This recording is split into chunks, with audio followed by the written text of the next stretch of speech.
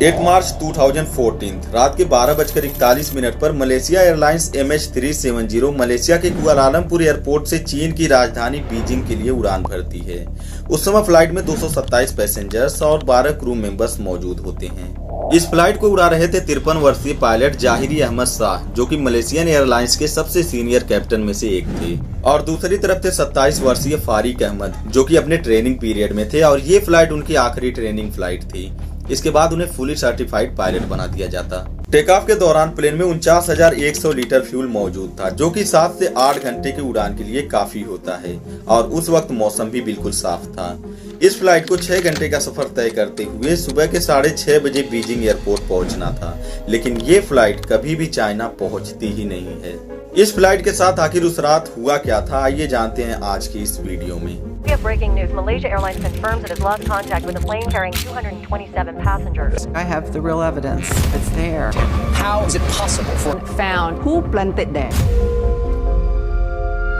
Plane को take off किए 38 minute हो चुके थे और सब कुछ बिल्कुल नॉर्मल चल रहा था। इसके बाद प्लेन वियतनाम के करीब पहुंचता है और कैप्टन मलेशिया के एयर ट्रैफिक कंट्रोल से आखिरी बार बात करते हैं, और कैप्टन के आखिरी शब्द थे गुड नाइट मलेशियन, क्योंकि अब इन्हें वियतनामी एयर स्पेस कंट्रोल से संपर्क करना था। लेकिन चेक इन के 2 से 3 मिनट बाद ही अचानक से ये प्लेन मलेशिया और वियतनाम दोनों के रडार से गायब हो जाता है। इस फ्लाइट से संपर्क करने की बहुत कोशिश की जाती है, लेकिन इस फ्लाइट का कोई भी पता नहीं चलता है, जिसके बाद लोगों को लगता है कि ये विमान हिंद महासागर में कहीं दुर्घटनाग्रस्त हो गया। इस फ्लाइट के अचानक से लापता होने पर कई सवाल खड़े होने लगे। उस समय मलेशिया के प्राइम मिनिस्टर नजीब रजाक ने भी कहा कि विमान का अपने रूट से भटक जाना कोई आम बात नहीं, बल्कि ऐसा लगता है कि ये जानबूझकर किया गया है, क्योंकि सैटेलाइट डेटा से पता चलता है कि विमान 2 प्रॉपर कॉरिडोर में से किसी एक के साथ संपर्क बना सकता था, लेकिन ऐसा नहीं हुआ।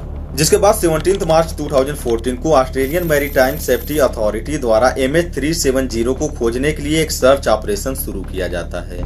इस ऑपरेशन में 22 मिलिट्री एयरक्राफ्ट और 19 शिप को दक्षिणी हिंद महासागर में उतारा जाता है, जिसके बाद हिंद महासागर में 4.6 मिलियन स्क्वायर किलोमीटर से भी ज्यादा एरिया में फ्लाइट MH370 की खोज की जाती है। इस खोज में और भी देश जुड़ते गए और इन जहाजों की संख्या बढ़ती गई, जिसके बाद 28 मिलिट्री एयरक्राफ्ट और 34 शिप की मदद से MH370 की खोज की जाती है, लेकिन इसके बाद भी विमान का कोई पता नहीं चलता है। दुनिया के सबसे बड़े सर्च ऑपरेशन में लगभग 30 देशों ने हिस्सा लिया, और इस सर्च ऑपरेशन में लगभग $200 मिलियन से भी ज्यादा खर्च किए गए। ये सर्च ऑपरेशन 3 सालों तक चला, जिसके बाद इसे साल 2017 में बंद कर दिया जाता है।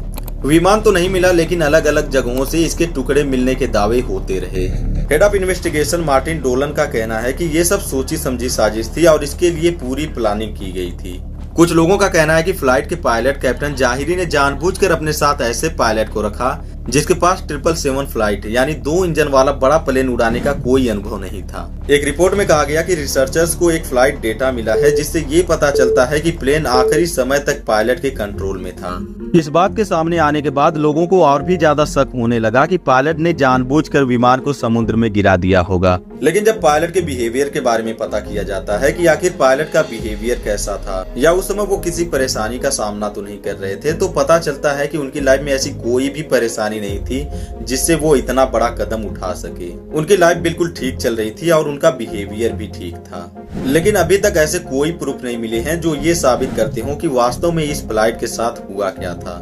आखिर ये फ्लाइट अचानक से कहां लापता हो गई।